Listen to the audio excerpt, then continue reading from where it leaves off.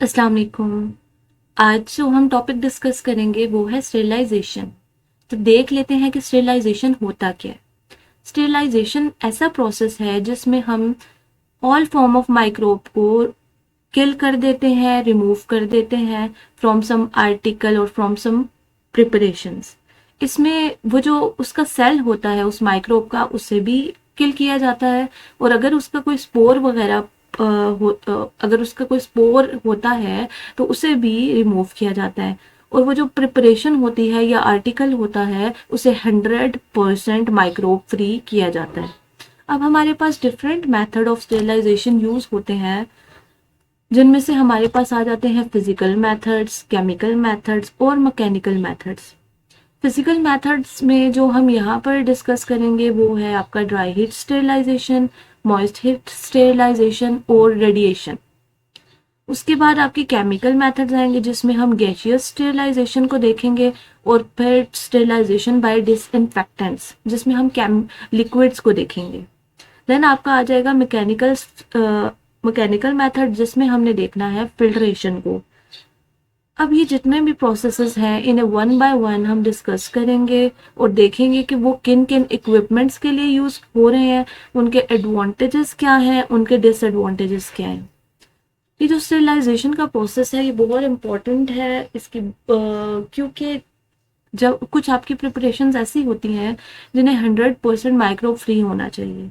Even that during during operations आपकी वो equipments use होते हैं, और वो इन्वायरमेंट भी क्या होना चाहिए, वो इन्वायरमेंट भी 100% माइक्रोब फ्री होना चाहिए, सो दैट जो पेशेंट है उससे फर्दर इन्फेक्शन ना हो। इसके अलावा आपके जो इंजेक्टेबल्स आते हैं, आपकी सर्जिकल आइटम्स आती हैं, आपके कैनुलास वगैरह आते हैं, वो सब बेसिकली स्टेरिलाइज किए जाते हैं। उसके अलावा अगर हम देखें तो आपकी लैब्स, सर्टेन लैब्स और सर्टेन जो रिसर्च वर्क है वो भी आपका ऐसी जगह में किया जाता है जो माइक्रोब फ्री हो, जहाँ पर आपकी एयर में भी कोई किसी किस्म का माइक्रोब प्रेजेंट ना हो। तो ये सब प्रोसेस, इन्हीं सब प्रोसेसेस को यूज़ करके हम अकॉर्डिंग टू और नीड उस जगह को या उस आर्टिकल को स्टेरिलाइज करते हैं। तो हम सबसे पहले देख लेते हैं फिजिकल मेथड्स को, और फिजिकल मेथड्स में हमने सबसे पहले देखना है ड्राई हीट स्टेरिलाइजेशन। अच्छा, ड्राई हीट स्टेरिलाइजेशन में हमने क्या करना है, हम एक direct source of heat use करेंगे और डायरेक्ट सोर्स की मदद से कोई भी आपका जो इक्विपमेंट या आर्टिकल है उसे हीट करेंगे। अब डायरेक्ट हीट प्रोवाइड कर रहे हैं तो हमें टेम्परेचर भी देखना पड़ेगा, हमें टेम्परेचर के वो आर्टिकल इससे डिस्टर्ब ना हो जाए, उसका स्ट्रक्चर डिस्ट्रॉय ना हो जाए। अब सबसे पहले हम ये देख लेते हैं कि ड्राई हीट स्टेरिलाइजेशन में हमारे पास टेम्परेचर रेंज क्या है और हमें कितनी देर के लिए उस आर्टिकल को या उस इक्विपमेंट को हीट करना होगा। अच्छा, इसमें क्या होता है कि आपको ऑलमोस्ट जो बेसिक टेम्परेचर है इसका वो 160 डिग्री सेंटीग्रेड है और 320 डिग्री फ़ारेनहाइट, और आपको 2 आवर्स के लिए एटलीस्ट हॉट एयर ओवन में उस आर्टिकल को रखना पड़ता है, जिधर आपके पास आइदर फोर्स्ड वेंटिलेशन भी हो सकती है या फिर डायरेक्ट हीट भी ट्रांसफ़र की जा सकती है। ठीक है, इसके लिए बेसिकली हम हॉट एयर ओवंस वगैरह यूज़ करते हैं। और अगर आप 190 डिग्री तक किसी आर्टिकल को हीट करते हैं तो वो आप 6 मिनट के लिए अनरैप्ड फॉर्म में कर सकते हैं। और अगर आप 190 डिग्री सेंटीग्रेड ही टेम्परेचर रखें तो, और आपने रैप्ड ऑब्जेक्ट्स को करना है तो आपको 12 मिनट्स तक उसे हीट करना पड़ेगा। अब ये जो मेथड है ये आप पाउडर्स वगैरह के लिए भी यूज़ कर सकते हैं और ऐसे सब्सटेंसेस के लिए यूज़ कर सकते हैं जो हीट स्टेबल हैं। और ऐसी ऐसी भी आप आर्टिकल्स के लिए यूज़ करते हैं जो कि स्टीम स्टेरिलाइजेशन से या अदर मीन से क्या हो जाते हैं, वो डिस्ट्रॉय हो जाते हैं, डिसरप्ट हो जाता है उनका स्ट्रक्चर।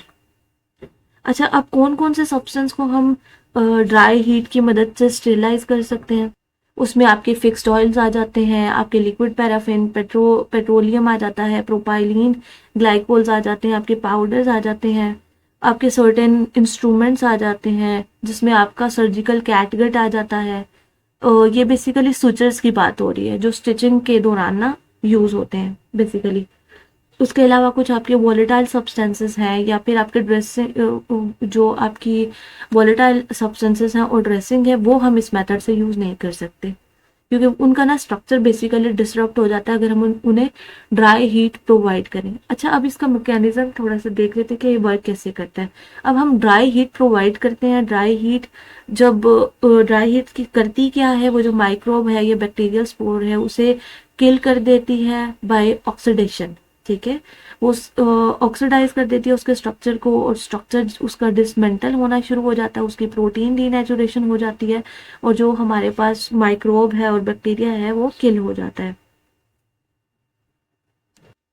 लेकिन अगर हम बात करें as compared to steam sterilization तो ये इतना ज़्यादा इफेक्टिव मेथड नहीं है क्योंकि इसमें ना हमें ज़्यादा टाइम तक अपने मटेरियल को हीट करना पड़ता है। जैसे मिनिमल, अगर आप मिनिमल भी बात करें तो 160 डिग्री तक आपको एटलीस्ट 1 आवर तक तो उस सब्सटेंस को हीट करना होगा। अब इसके एडवांटेजेस और डिसएडवांटेजेस देख लेते हैं। एडवांटेजेस में यही है कि जो मॉइस्चर सेंसिटिव सब्सटेंसेस हैं उनके लिए आप यूज़ कर सकते हैं। उसके अलावा ग्लासवेयर जिसमें फ्लास्क, ट्यूब्स, पिपेट्स आ सकते हैं उनको स्टेरलाइज कर सकते हैं।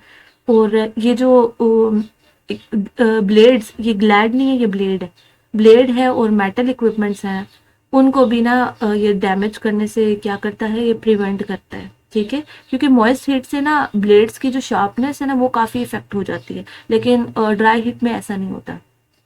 डिसएडवांटेज क्या है? डिसएडवांटेज ये है कि हम वॉलेटाइल सब्सटेंसेस के लिए और सर्जिकल ड्रेसिंग्स वगैरह के लिए यूज़ नहीं कर सकते और ऐसे सब थर्मोलिबाइल सब्सटेंसेस के लिए जो कि हीट सेंसिटिव होते हैं, ठीक है, उनके लिए भी हम यूज़ नहीं कर सकते क्योंकि इसमें longer period of heating required है और हाई टेम्परेचर है। ठीक है, अब ये जो आपका ड्राई हीट है इसके भी सर्टेन मेथड्स हैं। वो कौन कौन से? सबसे पहला आपका मेंशन है फ्लेमिंग। फ्लेमिंग जो है हम लैब प्रोसीजर्स में यूजुअली लैब्स में हम यूज़ करते हैं, ठीक है, ड्यूरिंग एक्सपेरिमेंटेशन वगैरह।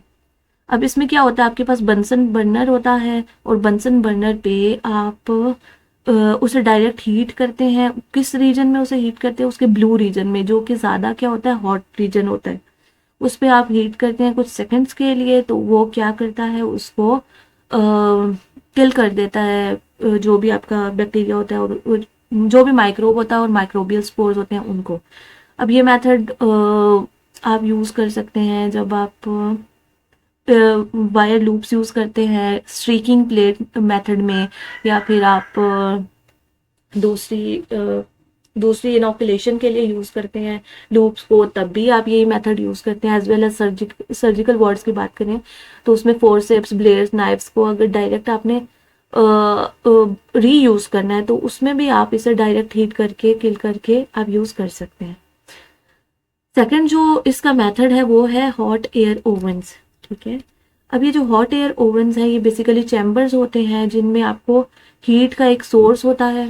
ठीक है, अब इसके बिना आगे से दो टाइप्स आ जाती हैं। एक वो होते हैं जिसमें कन्वेक्शन और आपकी जो ग्रेविटी है उसकी बेसिस पे ना जो आपकी एयर है या हॉट एयर है वो मूव करती है, जबकि दूसरा हॉट एयर्स होते हैं उनमें क्या होती है, उनमें मैकेनिकल कन्वेक्शन होती है। उसमें फैन या प्रोपेलर्स यूज़ करते हैं और वो बेसिकली एयर को सर्कुलेट कराती है इन दैट चैम्बर।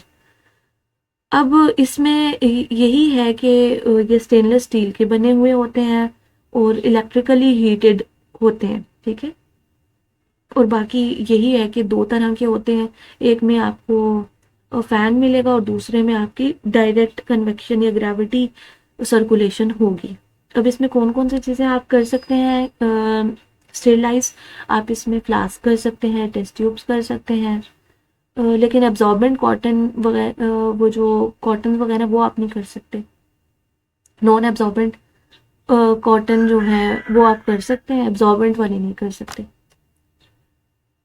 उसके बाद आपका आ जाता है इंसिनरेशन का प्रोसेस। इंसिनरेशन का प्रोसेस ये होता है कि आपके पास एक चैम्बर है, उसमें आप मटेरियल को हाई डिग्री पे क्या करते हो, हीट करते हो अनटिल एंड अनलेस वो ऐश में कन्वर्ट हो जाए। ये बेसिकली एक वेस्ट ट्रीटमेंट मेथड है जिसमें हम हेजर्डियस वेस्ट जो होती है, ऐसी वेस्ट जो आप समझ लें जो हॉस्पिटल्स की वेस्ट आ जाती है या जो क्लिनिक्स की वेस्ट हो जाएगी, ऐसी वेस्ट होगी जिसमें हमारे पास माइक्रोब्स बहुत ज़्यादा प्रेजेंट होंगे, ठीक है। तो उन सब वेस्ट को बेसिकली डिग्रेड किस तरह किया जाता है, इंसिनरेशन के थ्रू किया जाता है। इसमें से इंसिनरेशन क्या करती है, उनके बैक्टीरियाज को, माइक्रोब्स को, स्पोर्स को किल कर देती है। उसके बाद जब ये नॉन हेजर्डियस बन जाती है तो इसे फिर बाकी नॉन हेजर्डियस वेस्ट के साथ मिक्स कर दिया जाता है। अच्छा, उसके बाद हमारे पास जो नेक्स्ट मेथड है वो है moist heat sterilization. Moist heat sterilization में बेसिकली हम स्टीम यूज़ करते हैं। स्टीम का temperature as compared to dry heat थोड़ा ज़्यादा होता है। ये ज़्यादा इफेक्टिव मेथड है एज कम्पेयर टू जो हमारे पास डायरेक्ट हीट स्टेरिलाइजेशन होती है उससे, क्योंकि इसमें ना आपको less time of exposure required होता है। लेस टाइम में आप मटेरियल को क्या कर सकते हैं, माइक्रोब फ्री कर सकते हैं। अब इसमें मैकेनिज्म क्या है, इसमें भी ये मैकेनिज्म है कि आप जब स्टीम स्टेरिलाइजेशन करते हैं तो बेसिकली बैक्टीरियाज की प्रोटीन जो होती हैं उनका डीनेचुरेशन शुरू हो जाता है, मतलब उनका स्ट्रक्चर डिस्टर्ब होना शुरू हो जाता है, उनमें कोगुलेशन हो जाती है और फिर उनकी किलिंग हो जाती है। बेसिकली एडवांटेज इसका यही है कि माइक्रोब्स को किल कर देता है। एम्प्यूल्स वगैरह के लिए भी हम ये यूज़ करते हैं, ये वाला method of sterilization. Bulk quantity में सर्जिकल ड्रेसिंग जो होती हैं, आपकी सर्जिकल इंस्ट्रूमेंट होते हैं, उनको इस मेथड से स्टेरिलाइज किया जाता है। एज वेल एज जो ओटी इक्विपमेंट्स होते हैं उनको भी हम इसी मेथड से स्टेरिलाइज करते हैं, उनके लिए भी हम ऑटोक्लेव वगैरह यूज़ करते हैं। डिसएडवांटेज क्या है, डिसएडवांटेज ये है कि अगर कोई बहुत थर्मोलेबाइल सब्सटेंस है, कुछ ऑइंटमेंट है, उन सर्टेन टाइप्स ऑफ ऑइंटमेंट्स वगैरह, उनको हम मॉइस्ट हीट स्टेरिलाइजेशन से स्टेराइल नहीं कर सकते। अब इसके कौन कौन से मेथड्स हैं, इसके अगर मेथड्स की बात करें तो इसमें आपके पास आ जाता है ऑटोक्लेविंग का मेथड है, फिर आपके पास है heating with bactericides, heating with boiling water और टेंटलाइजेशन। अब इन प्रोसेसेस को हम वन बाय वन देख लेते हैं कि ये कैसे वर्क करते हैं। अब सबसे पहले हम ऑटोक्लेव को देख लेते हैं। ऑटोक्लेव बेसिकली आपके ना प्रेशर कुकर की तरह एक इंस्ट्रूमेंट होता है। जिस तरह प्रेशर कुकर में ना आपका क्या होता है, आपकी हम स्टीम जनरेट होती है, क्लोज कंटेनर होता है और उसी स्टीम की बेसिस पे हम क्या करते हैं, उसका प्रेशर कंट्रोल करते हैं। सेम एज दैट आपका ऑटोक्लेव भी ऐसा ही होता है। इसके भी प्रेशराइज्ड कंटेनर है, सील्ड होता है। इसमें भी हमारे पास एक डायल लगा होता है जिसपे आपका प्रेशर की रीडिंग आ रही होती है। अब इसका जो टेम्परेचर होता है, टेम्परेचर इसका हम मेंटेन करते हैं 120 डिग्री सेंटीग्रेड पर, और 20 मिनट के लिए हम अपने मटेरियल को इसमें स्टीम स्टेरिलाइज करते हैं इस मेथड के थ्रू। अच्छा, ये आपको एक छोटा नज़र आ रहा है ऑटोक्लेव, और ये वाला जो है इसमें बहुत सारे वेरिएंट पाए जाते हैं, ठीक है। ये लार्ज साइज के भी होते हैं, हॉरिजॉन्टल भी होते हैं, वर्टिकल भी होते हैं, और ये प्रेशर कुकर की तरह के भी होता है जो हम यूजुअली लैब्स वगैरह में यूज़ करते हैं।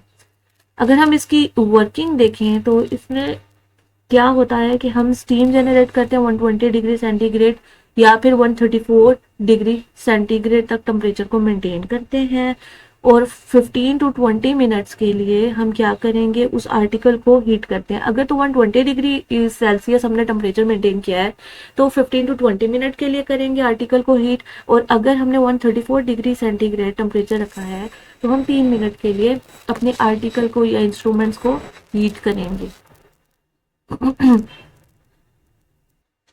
अच्छा, अब अगर हम बात करें ना, कोई ऐसा मटेरियल है जिसमें बहुत सारी लेयर्स हैं, ठीक है, क्लोथ्स की लेयर्स हैं या जो भी है, या हमारे पास ऐसा लिक्विड है जो सील्ड है, तो उसको स्टेरिलाइज करने के लिए हमें थोड़ा टाइम एक्सटेंड करना पड़ता है। अच्छा, उसके बाद अगर आप प्रॉपर ऑटोक्लेव करेंगे तो आप all type of bacteria, fungal, virus, spores को इजीली क्या कर सकते हैं, किल कर सकते हैं, उस स्पीशी को माइक्रोब फ्री कर सकते हैं। लेकिन जो हमने पिरियॉन्स की स्पीशी पढ़ी थी उनको ये मेथड ना उनके लिए इफेक्टिव नहीं है।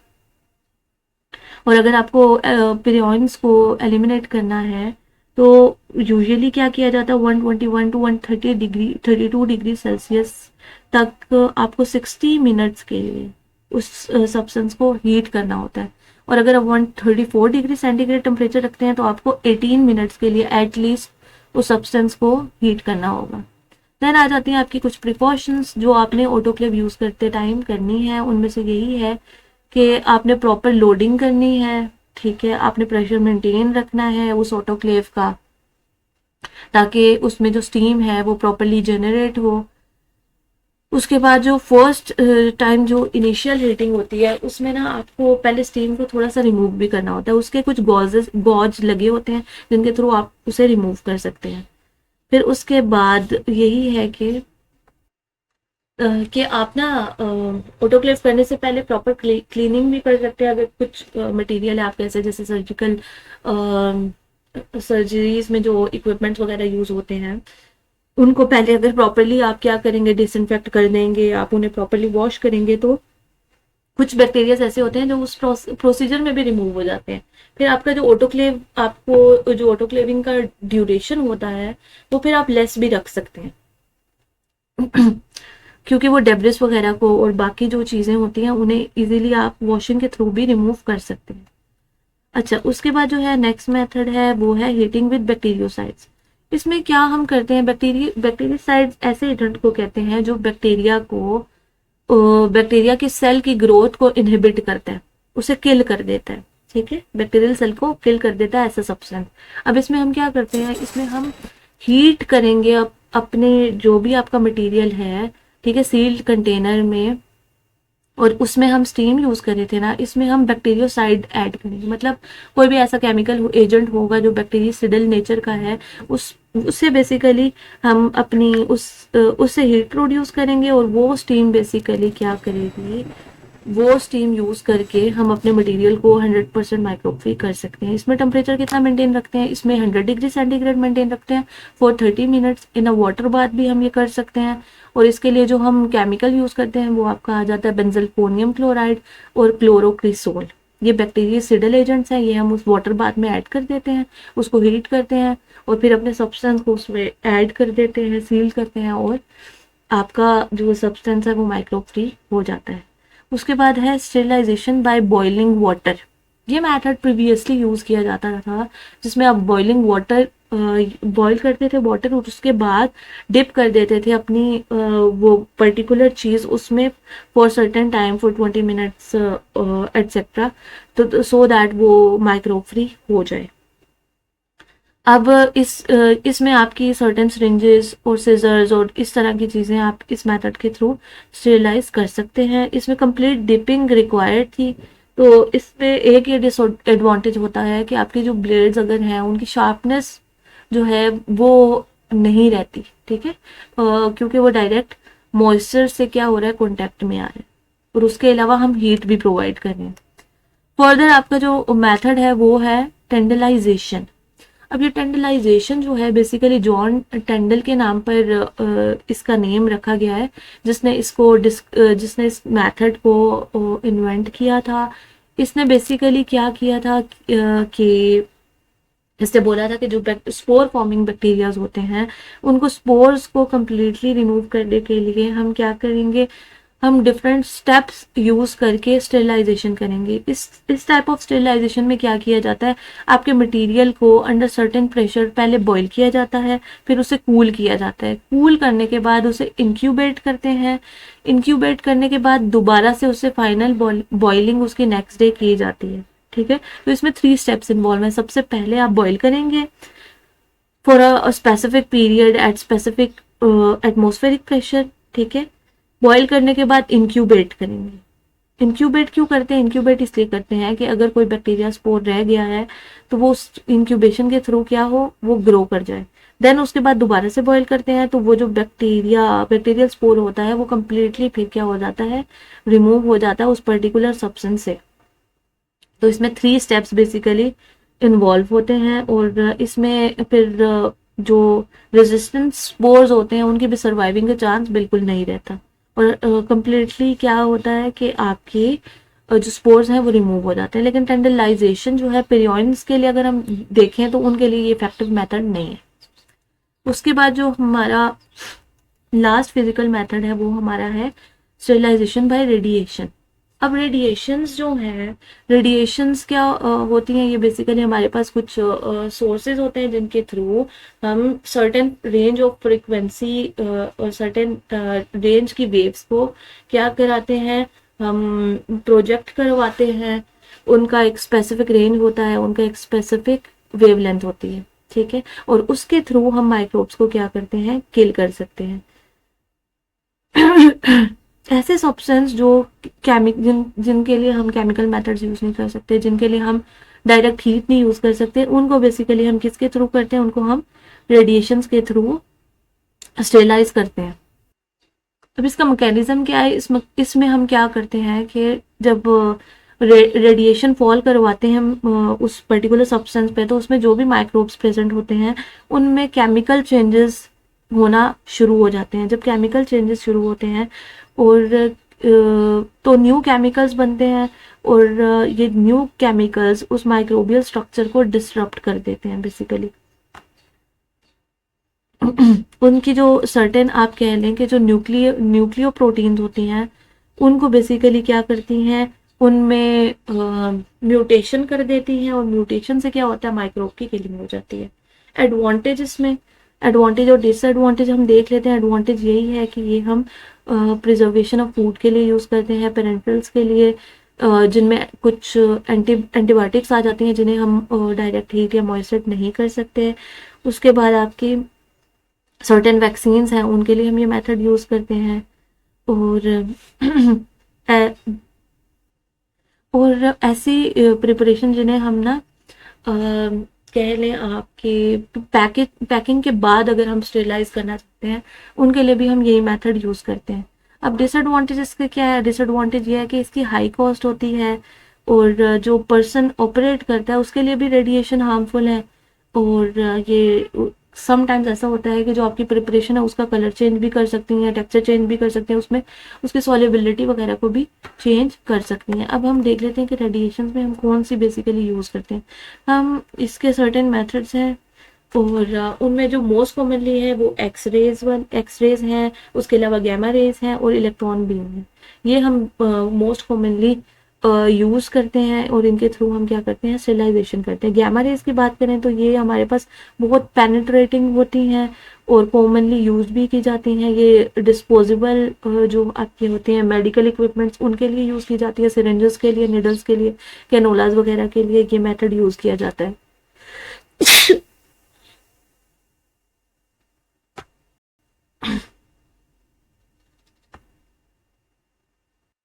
उसके बाद आपके आ जाते हैं इलेक्ट्रॉन बीम्स। इलेक्ट्रॉन बीम्स में हम क्या करते हैं, ये ऑन एंड ऑफ टेक्नोलॉजी होती है बेसिकली। इसमें क्या होता है कि आप ऑन ऑफ कर सकते हैं, कंट्रोल कर सकते हैं बीम ऑफ इलेक्ट्रॉन्स को, लेकिन इसमें हाई डोजिंग है, हाई रेट है, लेकिन ये लेस पेनिट्रेटिंग है एज कम्पेयर टू आपकी जो गैमा रेज आती हैं उनसे। अब जो आपके ना सर्टेन ऑब्जेक्ट्स होते हैं, जैसे पॉलीमर्स आ जाते हैं आपके, जो कि डिग्रेड हो जाते हैं गैमा रेज वगैरह से, तो उनके लिए ये हम यूज़ कर सकते हैं। इसमें एक्सपोजर टाइम जो होता है वो लेस रिक्वायर्ड होता है एज कम्पेयर टू अगर हम गैमा रेज की बात करें तो। उसके बाद आपका जो नेक्स्ट मेथड है वो आपका एक्सरेज आ जाती हैं। एक्सरेज जो होती हैं लेस पेनिट्रेटिंग होती हैं देन गैमा रेज, और इनमें लॉन्ग एक्सपोजर रिक्वायर्ड होता है, लेकिन इसमें भी ऑन ऑफ हम कर सकते हैं। जब आप यूज़ नहीं करें एक्सरेज को तो आप इन्हें स्विच ऑफ कर सकते हैं। ये इसका एक एडवांटेज होता है हमारे पास।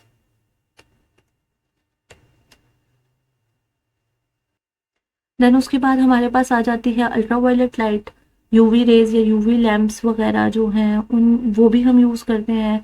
ये बेसिकली यूज़ किए जाते हैं सर्टेन सरफेसेस को माइक्रोब फ्री करने के लिए और सर्टेन ऑब्जेक्ट्स को।